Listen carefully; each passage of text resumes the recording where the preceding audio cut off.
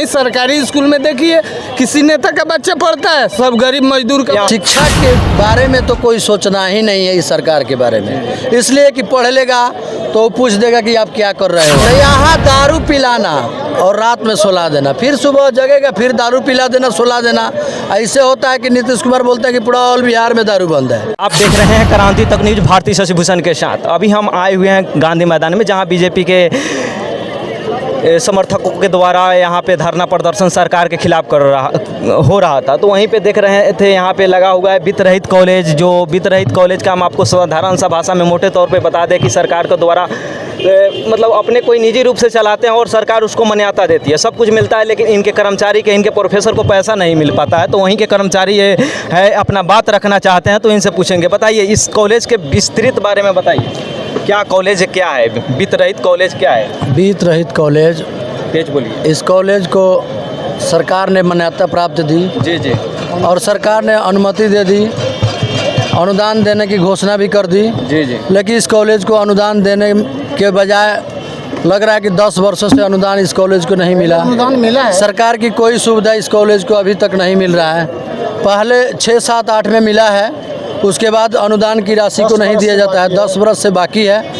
पहली बात, हम लोग सरकार के विरोध भी खड़े हैं। कोई सरकार हो, या नीतीश सरकार हो, या लालू सरकार हो, या बीजेपी का सरकार हो, शिक्षा के बारे में तो कोई सोचना ही नहीं है इस सरकार के बारे में, इसलिए कि पढ़ लेगा तो पूछ देगा कि आप क्या कर रहे हो।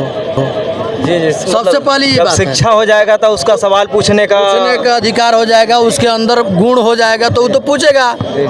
ठीक है, तो यहाँ दारू पिलाना और रात में सुला देना, फिर सुबह जगेगा फिर दारू पिला देना, सुला देना। ऐसे होता है कि नीतीश कुमार बोलते हैं कि पूरा ऑल बिहार में दारू बंद है। हम लोग वित्त रहित कर्मचारी जितने भी 599 कॉलेज है, महाविद्यालय बिहार में, पूरे बिहार में, इसको अनुदान के बदले बोले कि वेतनमान करेंगे। अनुदान तो मिल ही नहीं रहा है, वेतनमान क्या करेंगे? वेतनमान के बदले हम लोग भूखे रोड पर मर रहे हैं। उनकी सरकार बनी तो घोषणा किए थे, पहली बार उनकी सरकार बनी तो घोषणा किए थे कि हमने अनुदान के बदले वेतनमान करेंगे, लेकिन 1-2 टर्म में अनुदान दिया, उसके बाद में वो भी रोक दिए। जो 12 वर्ष तक आज तक हम लोग अनुदान भी नहीं मिल रही है, हम लोग भूखे के कगार पर है। हम लोग बाल बच्चे या बीवी बच्चे, जो भी हम लोग का आर्थिक स्थिति इतना दब गया है। हार में से जो शिक्षा मंत्री अभी हुए हैं, वो अपने अनाउंसमेंट किए थे कि हम जो वो भी वित्त रहित के प्रोफेसर है, शिक्षा मंत्री जी बने हुए हैं, वो भी एक वित्त रहित के प्रोफेसर है। हम वो आए तो हम लोगों को उम्मीद जगह कि आए हुए हैं तो कुछ अच्छा करेंगे, लेकिन वो भी अपना आए तो रूप से है तो आला कमाने के दिशा निर्देश पर चुपके साथ लिए, कुछ नहीं है। तो केवल जातिवाद के ही भ्रम में भरमा रहे हैं। बिहार के युवाओं के लिए कुछ नहीं कर रहे हैं। यही हम लोग का मुद्दा है कि आगे हम लोग की जिंदगी कैसे चलेगी, कोई ध्यान नहीं है, कोई सरकार इस पर प्रकाश नहीं डाल रही है।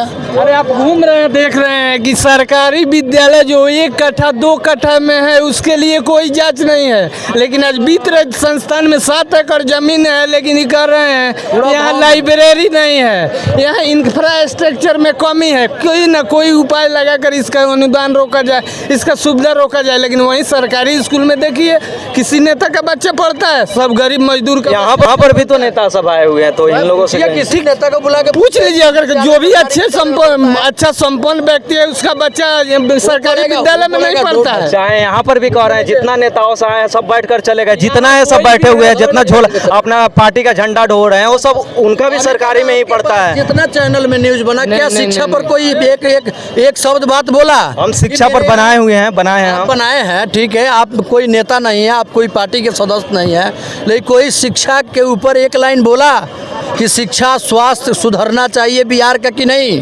सुधारना चाहिए। शिक्षकों को वेतन मिलना चाहिए कि नहीं? समय से बच्चा को स्कूल में पढ़ाई होना चाहिए। और कॉलेज इसमें एक सेशन में हमारे यहाँ 1000 बच्चों का रजिस्ट्रेशन होता है। क्या किसी सरकारी विद्यालय में जो कंचुएट विद्यालय है उसके 1000 बच्चे का रजिस्ट्रेशन होता है? हम लोग निःशुल्क 1000 बच्चे को पर सेशन में पढ़ाते हैं, उसका फॉर्म भरते हैं, रजिस्ट्रेशन करते हैं। हमको क्या मिलता है? सरकार हमको क्या देती है? वो लड़का पढ़ कर ICS IPS बनकर जाता है, सरकार की सेवा करता है, हम लोग को क्या देता है उसके बदले?